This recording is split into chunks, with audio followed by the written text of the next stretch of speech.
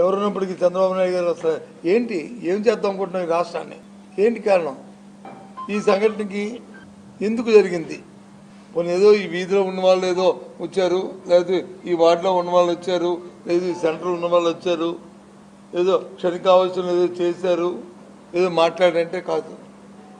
విజయవాడ నుంచి లేకపోతే ఇంకో జగ్గేపేట నుంచో విజయవాడ నుంచో లేకపోతే పక్కనున్న మచిలీపట్నం నుంచో అంత దూరం నుంచి అల్లరమ్మకులు వచ్చి ఈ రకంగా పెట్రోల్ బాంబులు యాసిడ్ బాంబులు వేసి ఇంట్లో ఉన్న వాళ్ళందరినీ కూడా జరగకూడదు జరిగితే అదే మీ ఆలోచన విధానం ఏంటి? ప్రభుత్వం అసలు అడుగుతున్నాను, రాష్ట్ర ప్రజలందరినీ కూడా ఆలోచన చెప్పని అడుగుతున్నాను. పెట్రోల్ బాంబు వేసి ఒకటి కాదు 2-3 వేసి వాళ్ళు ఇష్టారాజ్యంగా టీవీలో మనం అందరం చూసాం, కర్రలతో కొట్టడం, వీటితో పట్టడం టీవీలో అందరం చూసాం. ఈ కాగితాలు కాదు, ఈ కాగితాలు కాదు, ప్రత్యక్షంగా టీవీలో చూసాం. మనం చూస్తే మీరు వచ్చి కేసు పెట్టి కేసుకు వచ్చి 20 మందికి బెయిల్ ఇచ్చేస్తారా? ఎందుకు పెట్టారు కేసు? ఏం కేసు పెడతారు? పెట్రోల్ బాంబు వేస్తే కేసు ఏం పెడతారు?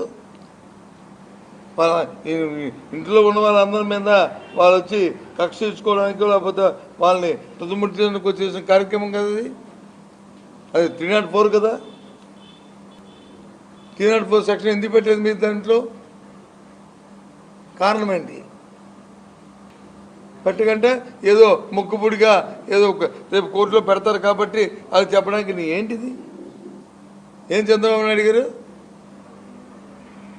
అది గొప్పగా చెప్తారు కదా, ప్రజాస్వామ్యం పరిరక్షిస్తుంది, భారతదేశం వచ్చే ప్రజాస్వామ్యానికి ఒక పునాది, ఓ తల్లి లాంటిదని అక్కడ మోడీ గారు చెప్తారు కదా. అక్కడ నుంచి ఏం చేస్తారు భారతీయ జనతా పార్టీ నాయకులు? పెద్ద పెద్ద కబుర్లు చెప్తారు కదా డిప్యూటీ సీఎం. ఏం చెప్తాడు పవన్ కళ్యాణ్ దీనికి సమాధానం? చాలా తప్పు. ఇవన్నీ క్షమించడానికి సందర్భం సమయం దానికి ఎందుకోసమో దేనికోసమో జరిగిందంటే ఏం లేదు, తలలేదు తొక్కలేదు. ఎందుకు మా జోగి ఇంటి మీద వచ్చి ఈ మొట్టమొదటి దాడి జరిగింది? ఎందుకోసం పెట్రోల్ బాంబులు వేశారు? విజయవాడ నుంచి ఆవశ్యకత ఏమొచ్చింది అని అంటే దానికి సమాధానం ఏదో ఆయన వచ్చి ముందు రోజు వచ్చి ఎవరన్నా మంత్రిని వచ్చి నీ చిప్పు పోయిందని అంటే ఎస్, నేను తప్ప మాట.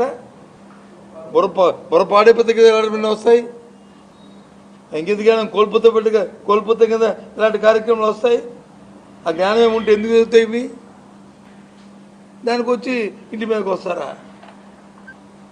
ఎంతవరకైనా సరే దీనికోసం పోరాటం చేస్తాం. సరే చట్టాల్లో దాన్ని చట్టపరంగా దీని మీద ఆలోచన చేస్తాం. కానీ రాజకీయ పరంగా ఇచ్చేది తప్పు.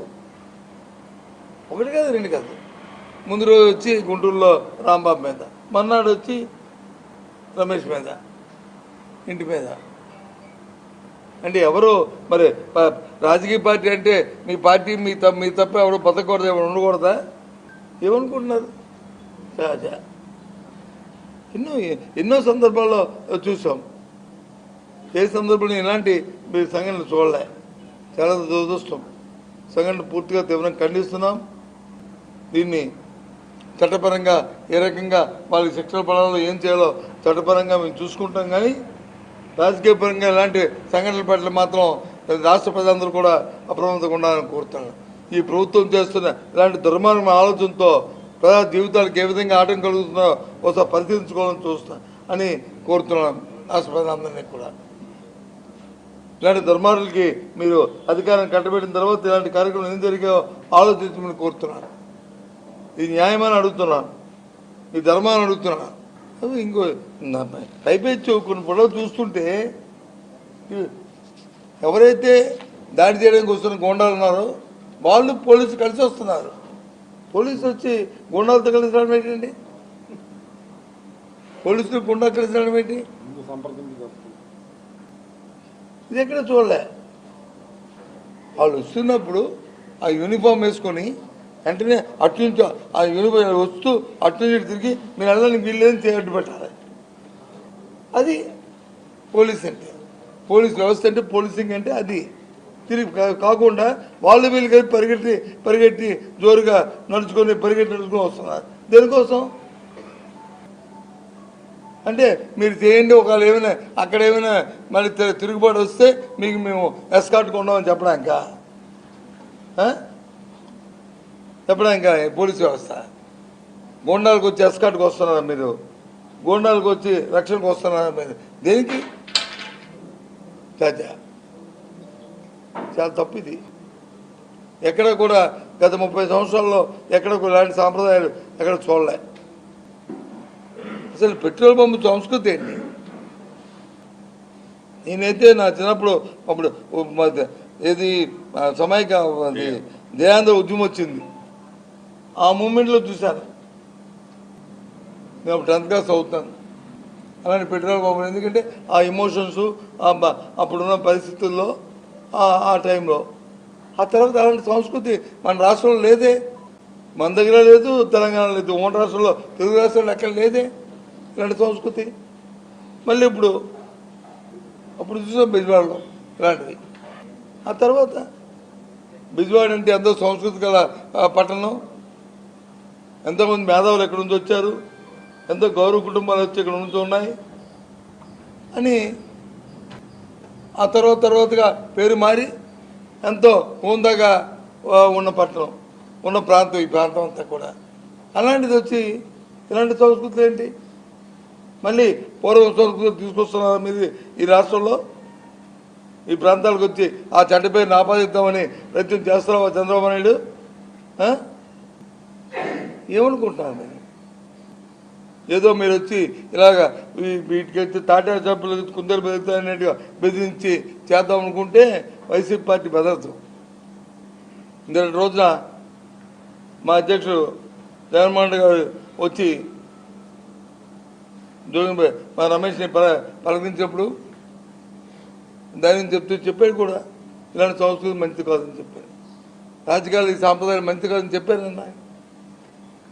ఏదైనా ఒక తప్పు చేస్తాడు, ఆ తప్పుని డైవర్షన్కి వచ్చి ఏదో ఒకటి తప్పు డైవర్షన్ 100 ఉంటాయి.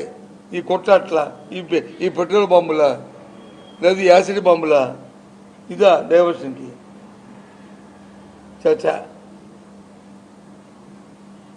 ఏమైంది నీ ఇంగిత జ్ఞానం?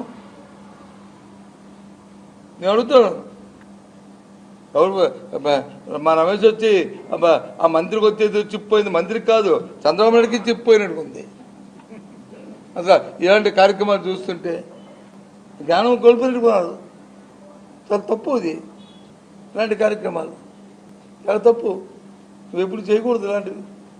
వెంటనే దాన్ని అరికెట్టినప్పుడే అది పడుతాం అంటే నాయకత్వం. అంటే నేను క్షమించను, కేసు పెట్టండి నేను చెప్పి బెయిలబుల్ సెక్షన్ పెడతావా? 304 సెక్షన్ ఏమైంది? పెట్రోల్ పంప్ ఇస్తే దేనికి ఇస్తారు? దానివల్ల వచ్చే రియాక్షన్ ఏంటి? ఎవరికి ఏదైతే ప్రాణం పోవలసిందే కదా. అంటే మీ ఆలోచన ధోరణి ఏంటి? ఎవరు చెప్పమన్నాడు? ఎవరు చేయమన్నాడు? అసలు ఈ ప్రభుత్వానికి ఆలోచన ఉందా?